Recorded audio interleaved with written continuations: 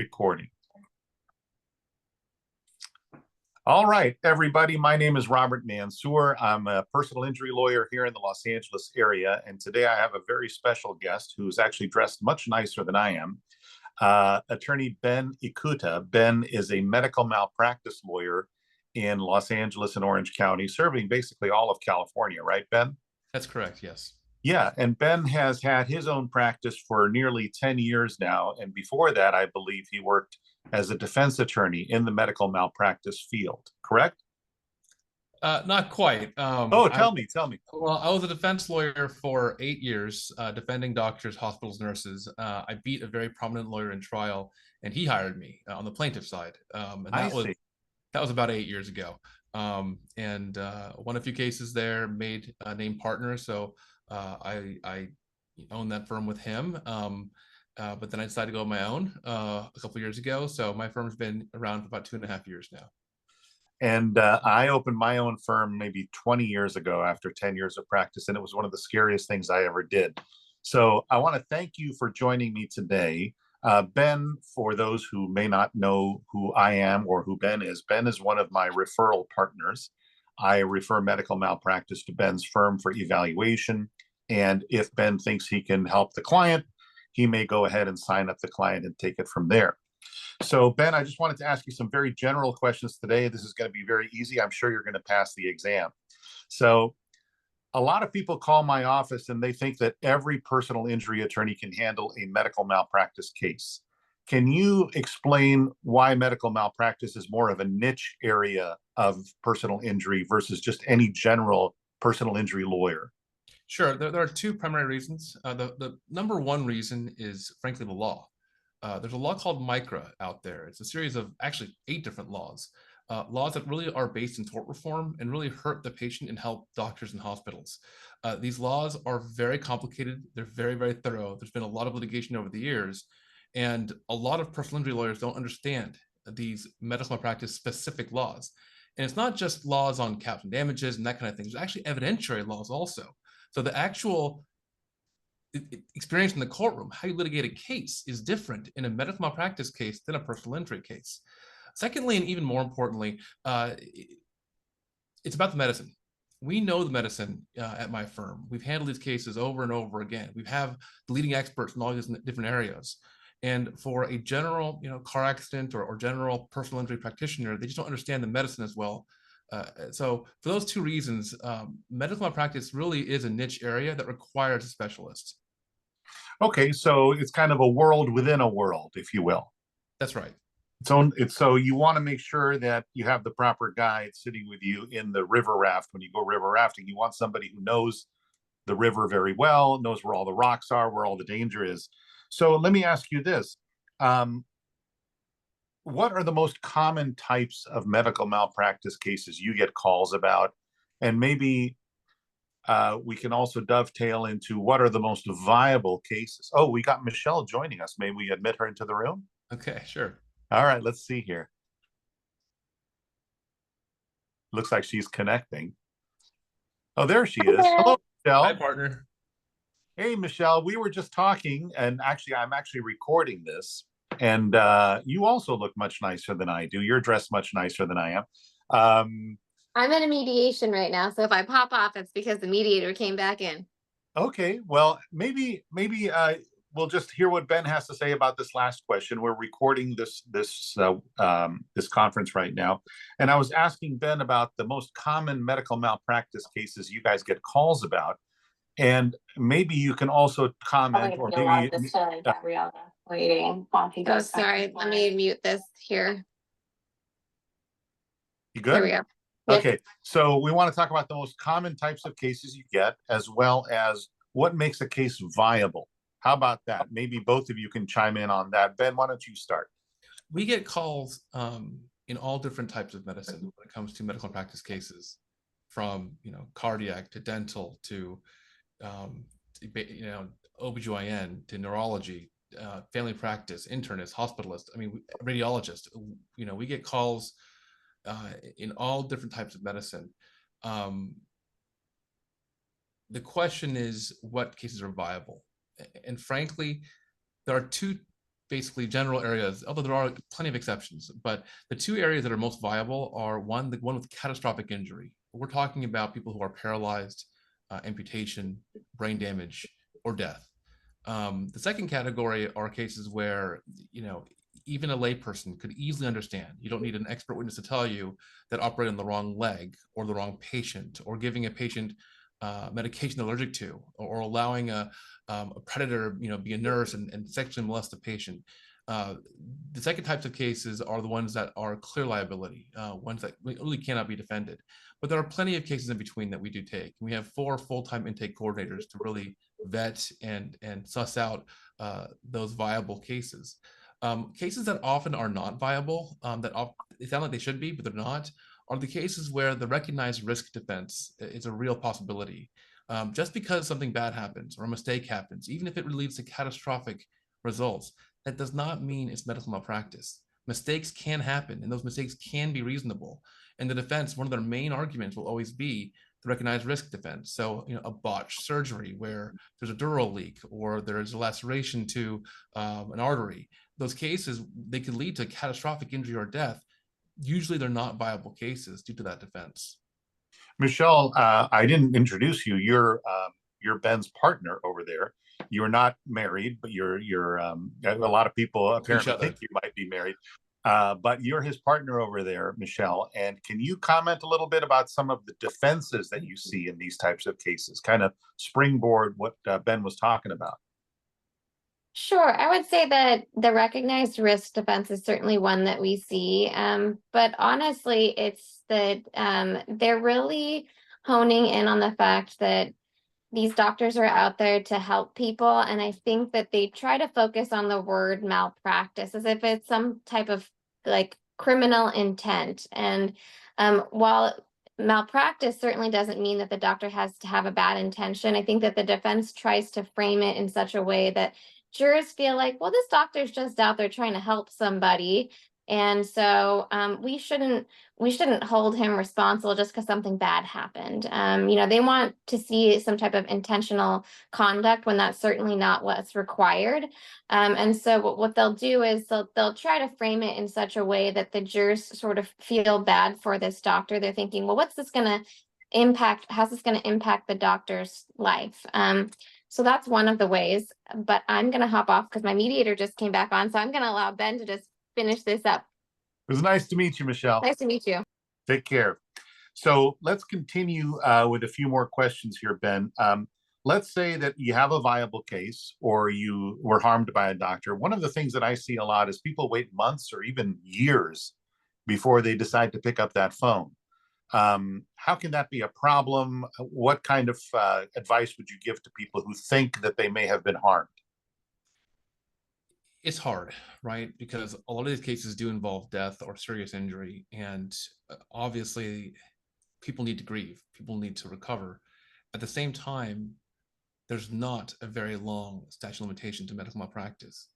In general law, in general personal injury law, it's 2 years. There's often different causes of action that have even longer statutes. In medical malpractice, it's one of the shortest statutes that we have in California. It's only 1 year, and it's extremely strict.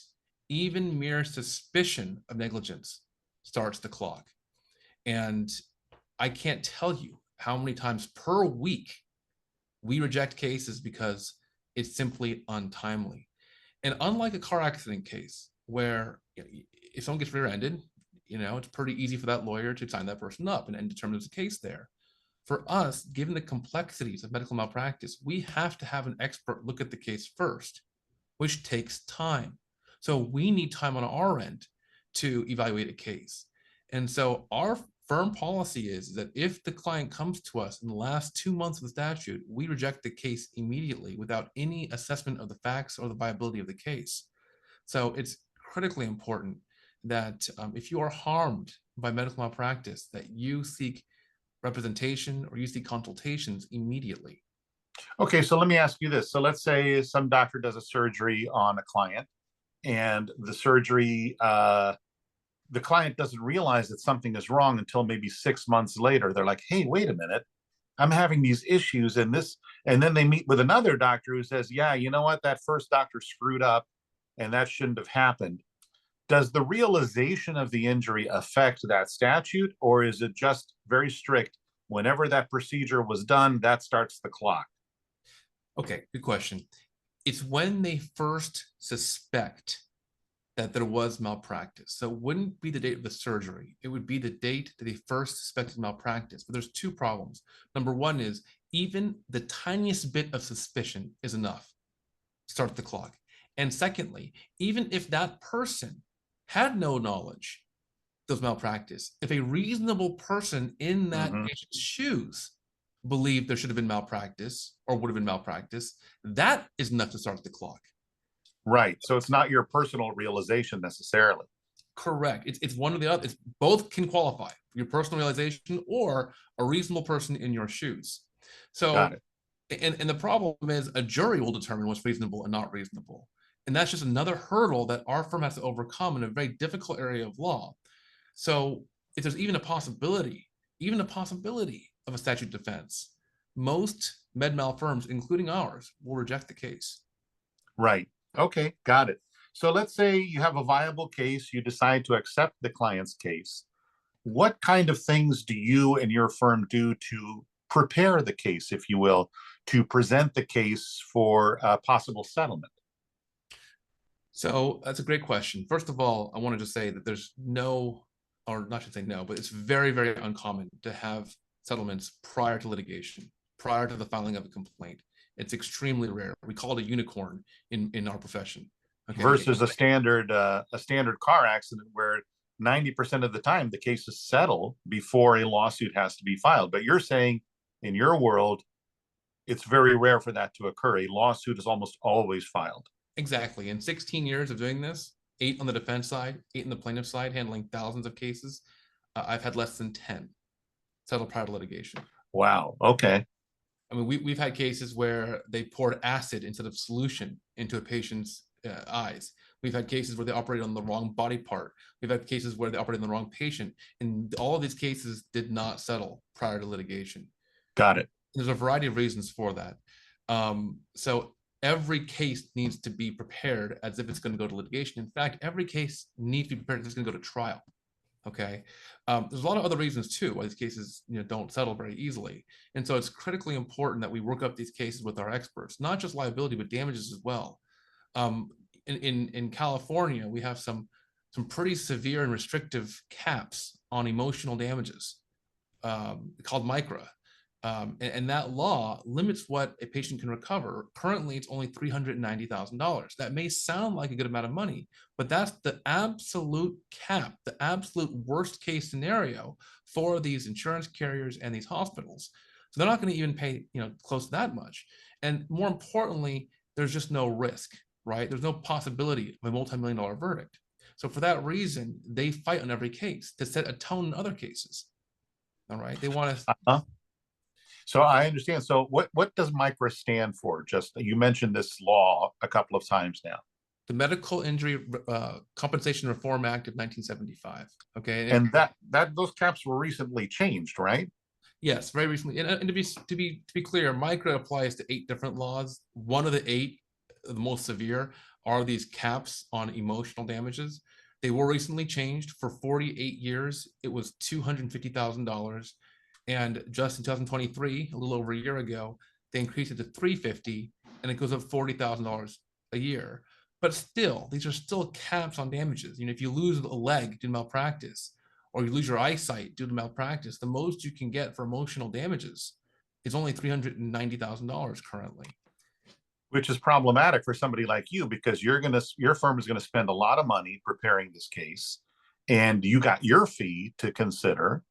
And then the client may get a fraction of that at the very end of the case. So those are probably considerations that you have when you decide to take on a case. Exactly. Considerations that we have, and also considerations for the defense. They know that it costs me approximately $130,000 to try a case. They know that it takes me hundreds of hours to try it. And so they want to set a tone for future cases. Unlike in auto cases, there's only about 5 medical malpractice insurance carriers. All right, that's it. Okay. Of those 5, in fact, 2 of them insure, I think, over 90% of all doctors.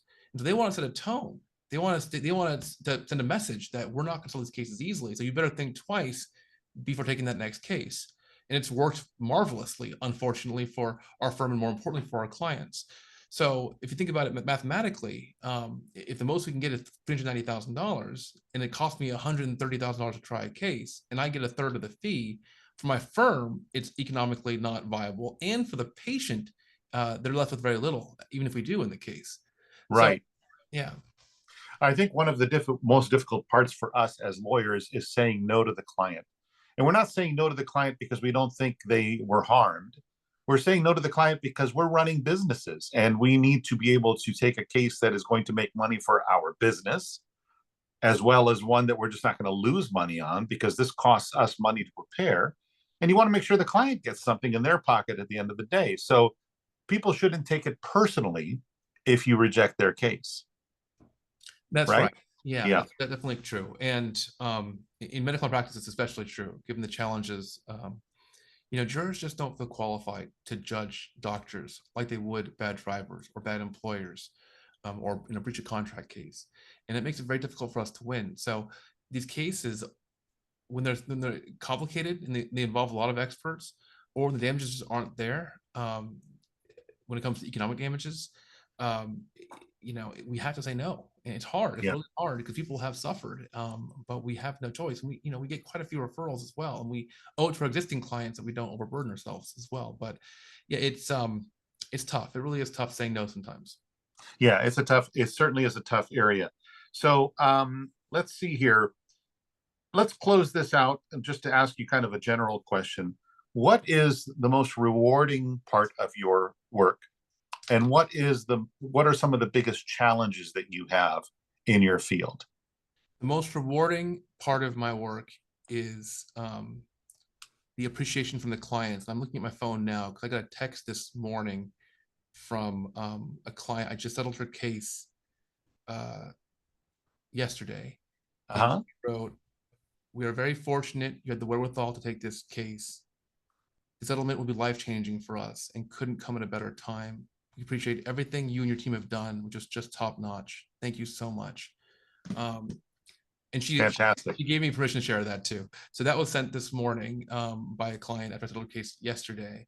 And so that's the most rewarding thing. We can make a difference in people's lives. And because medical practice is so hard, we are one of the few firms that do it on the plaintiff side.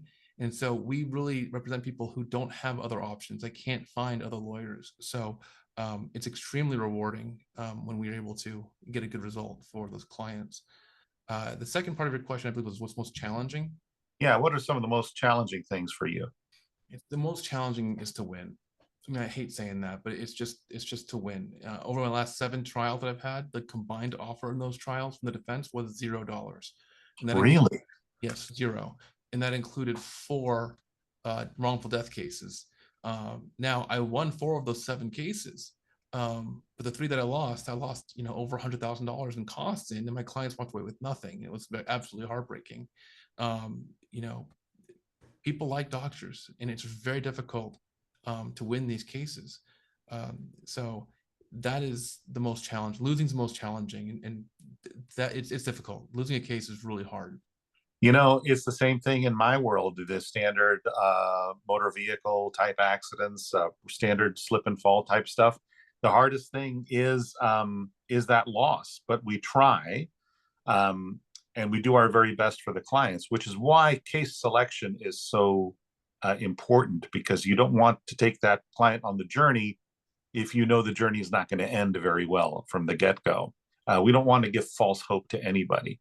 So is there anything that you'd like to add, Ben, that we haven't covered yet that you think the average folks should know about the world of medical malpractice, or do you think we got it covered pretty well?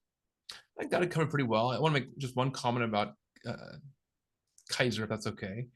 Sure. Yeah, Kaiser is an arbitration. And frankly, in our experience, we've done better in arbitration in Kaiser cases than we have in civil court. Part of the reason why is not only because we specialize in medical malpractice, but even more importantly, you have to retain a medical malpractice firm against Kaiser specifically. And the reason why is because there's only a certain number of arbitrators. The arbitrators are the judges, basically, that decide the case. Yes. On the Kaiser panel that are decided from, and those Kaiser's repeat player for them. Okay, and if Kaiser finds against them or rules against those arbitrators, I'm sorry, if the arbitrators rules against Kaiser, pardon me, Kaiser will strike them from future cases. They'll refuse to use them. Okay, and so if you use an automobile accident lawyer, on a Kaiser case, there's an enormous incentive for that arbitrator to find against the claimant or the plaintiff in that case. We are, like Kaiser, a repeat player, and if the arbitrator unfairly rules against us, we can strike that arbitrator from future cases that were involved. And we have in our firm, I think, over 24 cases against Kaiser. So it's critically important, not just for the experience, not just for the knowledge, but also just for basic fairness, that patients hire attorneys when it comes to Kaiser cases, attorneys that specialize in medical malpractice, excuse me. Right, because the players, the arbitrators, they have an incentive not only to be fair to Kaiser, but also to be fair to your firm because you are a repeat customer. Correct. And just for the people watching, an arbitration is when you resolve your case outside of the court system and you present your case to usually a single individual called an arbitrator. And usually that person is a retired judge, or are these lawyers? Who are these folks, Ben? These arbitrators? I would say about 50-50. 50% are retired judges and the other half are retired lawyers. But it's a complicated system involved in Kaiser, but I will just say that almost every case gets into arbitration. They have agreements through employers with almost every single, Kaiser member or Kaiser patient. And so these cases will invariably end up in arbitration. And again, just to even have a basic even playing field, you have to have a med mal lawyer like my firm. Right. Speaking of your firm, people can get in touch with you either by calling my office and asking about their case, and then I can introduce them to your firm. Also, people can contact you directly if they would like. Your website, I believe, is I for your last name, the letter I, the letter H for Michelle's last name, -llp.com. Is that correct? That's right. All right. And what is the best phone number if people want to call you directly? 949-229-5654. Yeah, that's our phone number. Wonderful. Ben, thank you so much for spending time with me today. I hope this information is helpful to prospective clients or people who've been harmed. And we're going to put this up on our website, provide a transcription. Thanks again for your time today. Thank you. All right. You take care, Ben. Thank you. Bye-bye now.